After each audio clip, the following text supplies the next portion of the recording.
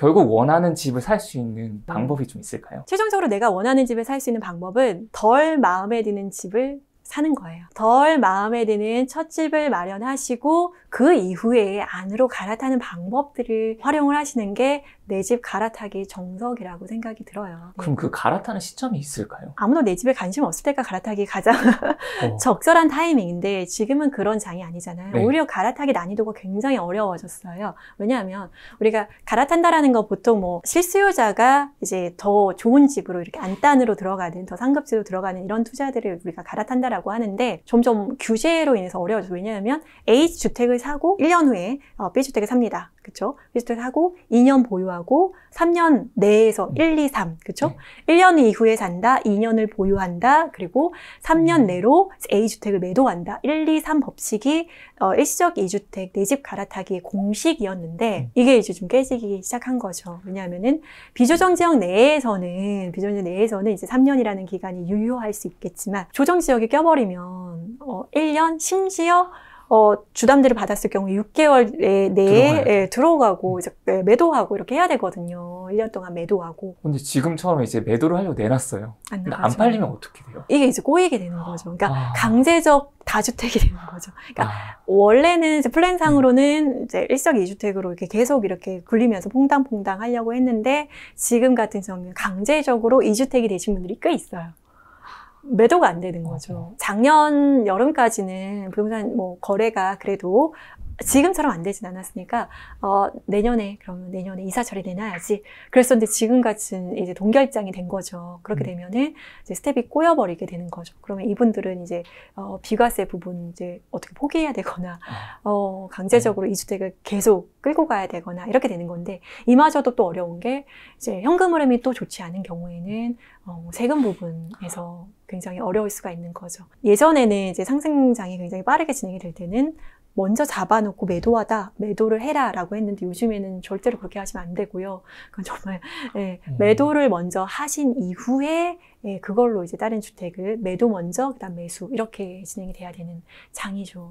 이게 매수 우위 시장인지 매도 우위 그렇죠. 시장인지에 따라서 전략이 좀 달라지는 갈아타기 거예요? 전략이 완전히 달라지는 거죠. 이건 상승장이고 하락장이 관계가 없이 어느 쪽 우위인지를 봐야 되는 거죠. 그렇죠. 매도 우위냐 매수 우위냐 부동산 시장이 어떻냐에 따라서 갈아타기의 플랜이 완전히 달라질 수가 있습니다. 아마 물건을 살 때도 매수를 할 때도 하락장에서 사면 좋을 것 같은 생각을 많이 하실 것 같거든요. 네. 그 타이밍 잡아가지고. 네네. 근데 실제로 그게 가능할까요? 불가능합니다.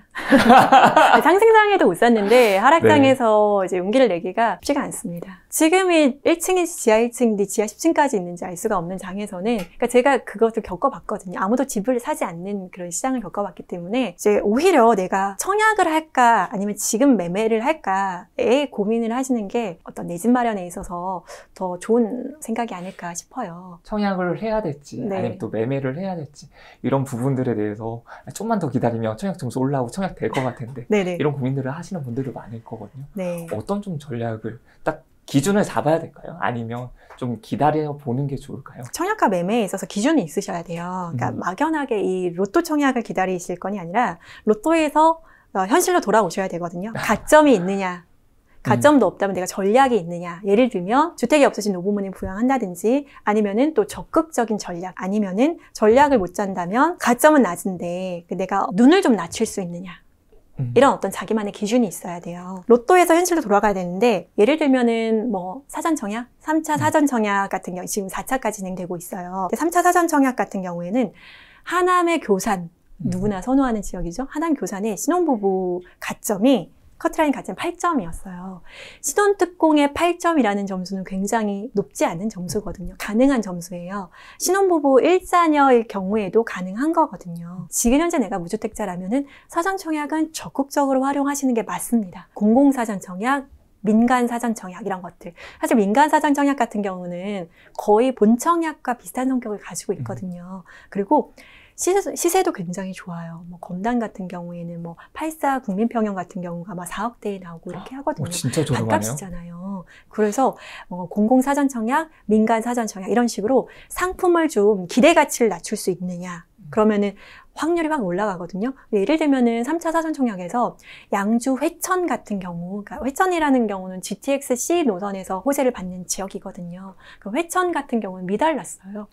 넣었으면 다 되는 거거든요. 신혼부부 같은 경우에는. 그래서 서울, 경기, 인천 분들이 다 넣을 수 있는 거예요. 그러니까 내가 뭐 서울에 있다고 해서 서울만 관심을 둘 게 아니라 서울에 있으신 분들이라도 이런 식으로 뭐 해천이라든지 운정이라든지 평택이라든지 이제 관심을 좀 시야를 넓히셔서 수도권 내에서 내가 직장을 1시간이나 1시간 반 혹은 전세 줄 수 있다라면 적극적으로 또 청약을 하셔야 되고요. 기대치를 조금만 낮추면. 그리고 신타를 뭐 국가하고 공투하는 거야, 막 반 떼어가는 거야 이렇게 생각하시는 또 그렇지 않아요. 자세히 보면은 10%에서 최대 50%예요. 그래서 좀 장기 거주할수록, 그 다음에 자녀를 낳아서 키울수록 이런 어떤 그 메리트가 있거든요. 대출을 좀 적게 받을수록 이런 것들에 따라서 최소 10% 정도까지도 수익을 공유하게 될 수가 있기 때문에 그런 부분에 있어서는 종잣돈 5천만 원 있으신 분들이 내 집 마련 포기하고 아니면은 저쪽 지방에서 갭 투자, 1,000만 원 갭 투자 이런 거 하시는 것보다 오히려 더 기회의 집이 될 수가 있거든요. 현실 상황을 잘 분석하셔서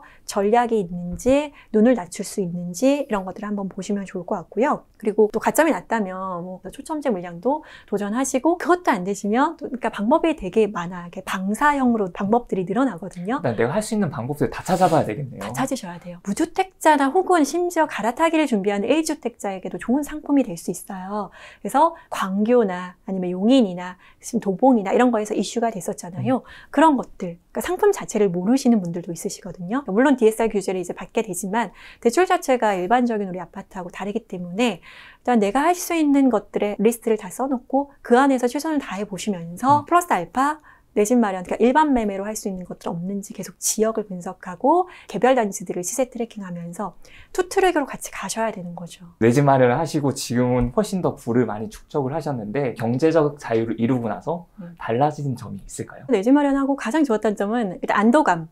우리 가족 이제 어떠한 경우에도 바깥에 나앉진 않겠다. 왜냐면 제가 첫째 마련했을 때가 벌써 10년 전이네요.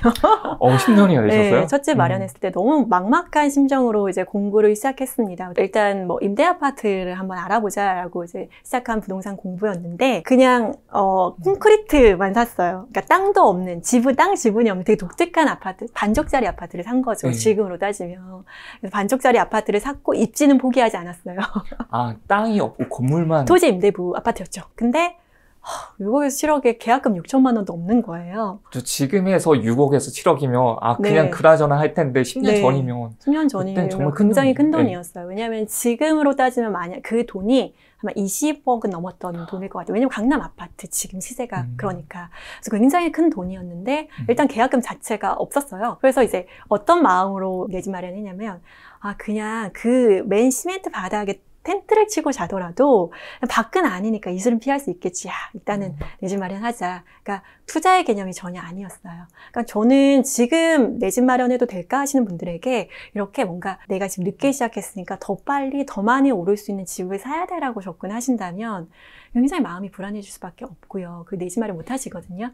그냥 그러면 내가 지금 조금 늦었으니까 그래 장기 보유하면서 이 집을 활용해서 또 추가적으로 이제 갈아탈 수 있는 집으로 들어가야지 다음 스텝을 할 수 있도록 일단 첫 스텝을 해야지. 그래서 여러분도 이 안도감을 이제 얻겠다라는 생각으로 조금 보수적으로 내 집 마련 시작하셨으면 좋겠어요. 그 다음 스텝으로는 네. 어떻게 넘어가시게 된 계기가 있을까요? 일단은 내 집을 마련하는 게 되게 중요한 이유가 뭐냐면은 그 순자산이 늘어나는 것도 되게 중요해요. 근데 자산의 볼륨 자체, 자산의 규모 자체를 키우는 게 저는 굉장히 중요하다고 생각하거든요. 지금 장에서도 통용되는 말이라고 생각해요. 일단은 내 집을 마련하고 자산의 볼륨이 늘어나면 그 안에서 할 수 있는 기회들이 굉장히 많이 있거든요. 지금 같은 부동산 시장에서는 대출 규모 자체가 뭐 40%, 많아도 50% 이렇기 때문에 일단 내 집을 마련하면 그 이후에 추가적으로 이 집을 이용해서 활용할 수 있는 투자 방법, 그러니까 내 집 마련 외의 플러스 알파